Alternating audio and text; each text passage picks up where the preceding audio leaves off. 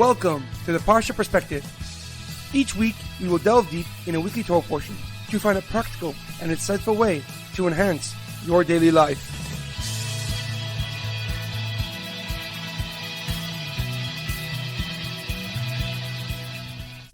Thank you for tuning in.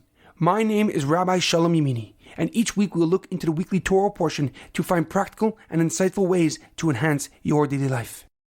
This week's Parsha Perspective is in honor of the birthday of Ella Silvia Leah. May Hashem bless her and her family with nachas, health, and success. This week's Parsha Perspective is dedicated to the success of the Parsha Perspective and to those who listen, watch, and share it. May Hashem bless each of us with true happiness, health, and meaning. This week's Parsha Perspective is in loving memory of Silvia Bas Herschel, Edward Ben Efraim, Shlomo Ben Edward, and Yirachmiel Daniel Ben Gedalia. May their souls be uplifted and may their memories be a blessing. This week's Parsha Perspective is in honor of the complete and speedy recovery of HaRav Amitai ben Shoshanna and Shaul ben Berta. This week's Torah portion is Parshas Vayechi, Seeking Discomfort, and we end the first book of the Torah, Sefer Bereshis. Our Parsha begins with Ya'akov Avinu asking his son Yosef to swear that he would bury him in the land of Israel in the Ma'aras HaMachpelah. Yaakov then blesses Yosef's two sons, Efraim and Menasha, and he elevates them to the status of his own sons and as tribes within the Jewish people. Yaakov then blesses each one of his own children and assigns them their role amongst the Jewish nation. At the age of 147 years old, Ya'akov Avinu passes away in the land of Egypt. Egyptian ministers accompanied Yaakov to his final resting place along with his children and many grandchildren. He is buried in Hebron in the Ma'aras HaMachpelah next to his parents and grandparents. Yosef HaTzadik also passes away in our Parsha at the age of 110.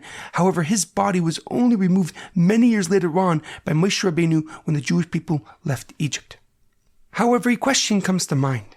There is a beautiful custom for fathers to bless their children just prior to Yom Kippur, as the Chabad custom is, or some other customs weekly on Friday night right before Kiddush.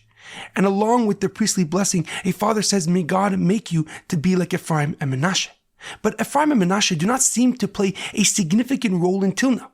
We do not know much about them besides their parents, so why do we bless and hope that our children will be like them rather than Avraham, Yitzchak, and Yaakov? One of the answers given is that Efraim and Menasha changed history by not being jealous of each other's success. Until now, family members were envious of the other's achievements and prosperity, beginning with Cain killing Hevel because Hashem favored and preferred his korban, his sacrifice. Jumping to the forefathers, to Avram, Yitzchak, and Yaakov, Yishmael was jealous of Yitzchak, and Esav was jealous of Yaakov. And more recently, the brothers resented Yaakov's favoritism and closeness to Yosef, which ultimately led him to being sold into slavery. But Efraim and Menasha broke the pattern and took a different approach when the other was successful. Each of them was genuinely joyful for the other's fortune and achievement. And we see this in action when Ya'akov Avinu put his right hand on Menasha, the younger brother, and his left hand on Ephraim when he blessed him. Yet this created no animosity or hatred between them, breaking the vicious cycle of family conflict from the beginning of time. And like David Melech says in Tehillim, "Hine ma toivu ma noim shavas achim gam yachad." How good and pleasant is it for brothers to sit peacefully together. However, the Lubavitcher Rebbe gives a deeper and more profound explanation. He writes that we bless our children to be like Ephraim and Menasha because they were righteous despite being born in Mitzrayim in Egypt. All of Yaakov's children were born and brought up in Israel, surrounded by immense holiness and spirituality. As a Talmud in Baba Basra explains that just the air of Israel makes a person wiser. But unlike Ephraim and Menasha, who grew up in the most impure, immoral, and sinful place in the world in Egypt, they remained faithful and devoted to the religion and to the morals that was taught to them by their father. The Lubavitcher Rebbe explains that to be great amongst great people is definitely a challenge, but the greater challenge is to maintain a higher level of spirituality and character amongst a society that is empty of morals and values. And this is why Yaakov elevated them to the status of his own sons as tribes amongst the Jewish people, because they had tried in true holiness. In our daily life, whether we are parents just trying to shield and protect our children, or just comfortable in our position in life, it is essential to realize that challenges cause growth and development. As much as we try to protect and insulate our families or just our delicate egos, sadly, there will always be problems that can drive us to the limit. And if we intentionally avoid confronting these challenges, we are likely to break down and fail when strength is most crucially needed.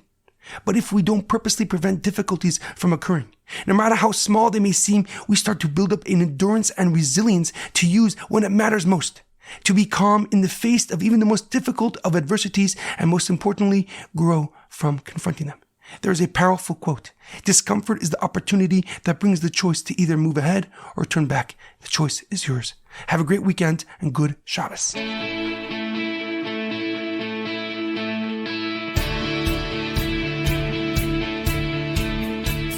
Thank you for tuning in to the Parsha Perspective.